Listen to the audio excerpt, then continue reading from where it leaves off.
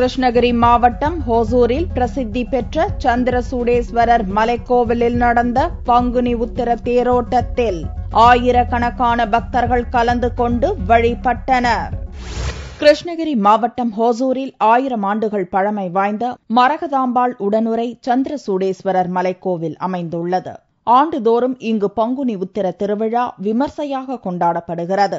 இவ்வாண்டு 70 அடி உயர அலங்கரிக்கப்பட்ட தேரில் மரகதாம்பிகை உடனுறை சந்திரசூடேஸ்வரர் உற்சவ மூர்த்திகளுக்கு சிறப்பாக அலங்காரம் செய்யப்பட்டிருந்தது. கிருஷ்ணகிரி மாவட்ட கலெக்டர் ராஜேஷ், ஹோசூர் நகராட்சி தலைவர் பாலகிருஷ்ண ரெட்டி உள்ளிட்டோர் தேரின் வடம் பிடித்து இழுத்து தேரோட்டத்தை துவக்கினர். உற்சவ மூர்த்திகளுடன் தேர் முக்கிய வீதிகள் வழியாக வலம் வந்தது.